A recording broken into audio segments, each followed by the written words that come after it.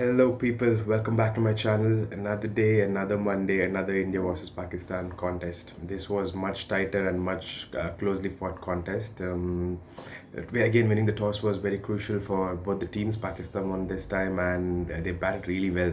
You have to give credits where it's due.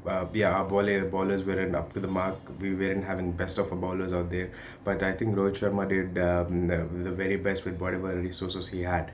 Before going to our bowling, let's just talk about batting, where I felt we faulted. I think Virat Kohli was at his very best. I haven't seen him play this well in a long time. He was timing it. He was running hard. But if I have to nitpick, let's just say that Virat Kohli, he runs twos every often, right? Let's just do this simple math. He runs two, three times, you're getting 6 runs, and there's guys from opposition like Nawaz who's hitting boundaries just like that. So too many extra runs, you're getting tired. But there's opposition who's just whacking for boundaries. It's that much more easier. There's no twos and threes are no substitute for boundaries is what I've always believed in. But having said that, it was Virat Kohli's innings that really held us together and that got us to 180 at the first place.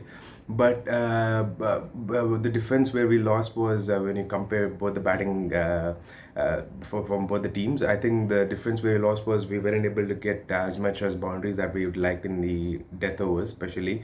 We started off really well, but just wasn't good enough. I think after Rohit went, Virat, KL Rahul, that is, had to have gone for a big score. It's been a long time coming from both actually. But yeah, they gave us a quick start, which has been missing for a while. Virat Kohli took the onus on himself, being the senior player, but the guys should have played around him.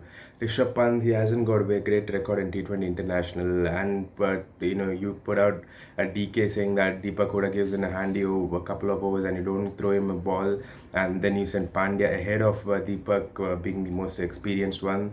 I think it was just a big mess up. Despite that 180, we were 15-20 runs short, like they said in the middle, end of the first innings, and it showed. But yeah, that's where our batting ends. Our bowling, we come on. Let's be honest. These guys are no Bumrah, Harshals, or Shami too. But to show the heart with the way they bowl, especially Ravi Bishnoi bowling the 18th over for a leg spinner is not at all easy. But he's one of the guys who isn't afraid of getting hit, just like Chahal. That's why they've always been taken. Even though they get hit, they come back with a wicket or so. I think Ashdeep's catch, not really drop catch. Yeah, you are not. It's not. It's one thing to drop a catch and another thing to smile. I don't know why would he smile, but the turning point for me was the 19th over from Bhuvaneshwar Kumar. He had to bowl much better lengths and lines. He just wasn't there, and then Ashdeep to ask him to defend 7 of the last over was a big ask. But despite that, he took it deep. But I think the bigger factor here wasn't Arshdeep's drop catch. Yes, drop catches are never good.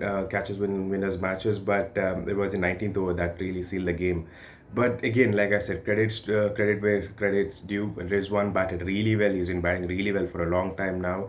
The middle order, yeah, they were hitting boundaries whenever they wanted. The run rate never required run rate never got ahead of them, and it made easy for them in the end.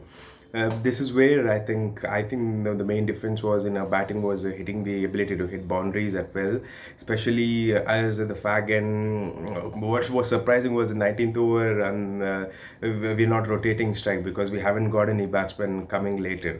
For a treatment T20 team these days, everybody bats till number 8, 9, and not being able to rotate strike at 5 down was really painful to see. Virat Kohli not being able to do anything. It's not on him, but it's on team management to give us the right combination. Hopefully, going forward, I think the next match is against Sri Lanka. If I'm not wrong, they're coming in hot. They're coming in form. You'll never know. On T20 is a very tricky game. On your day, anybody can beat any team can beat anybody, and especially if you win tosses in conditions like this, you'll never know. I hope our boys put up a much more professional fight. The boundaries have to come in, man, and especially in the death overs, there's no substitution. Like I said, for boundaries, twos and threes won't cut it. You will have to score boundaries. You'll have to bowl much better and feel much better. I think then going into the World Cup, it's going to give us a lot of confidence as well. I think DK needs to be backed.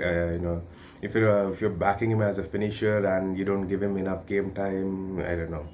Maybe we were over critical when Virat Kohli and Ravi Shastri were at the helm. I think it's safe to say that these two look very confused and very desperate moves by the management.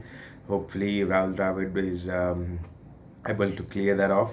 And finally, yeah, one of these days I'm definitely gonna get Shreyang back on the video. It's been I know it's been a while and our schedule's not really matching, but I promise you I'm gonna get him on video very soon. And as usual, if you like my content and if you guys got anything more to add to this particular video, please do in the comment section below. And if you like my content, please don't forget to like, share and subscribe. I think we are at 99 subscribers. Come on, just one more. Bye. See you in another video.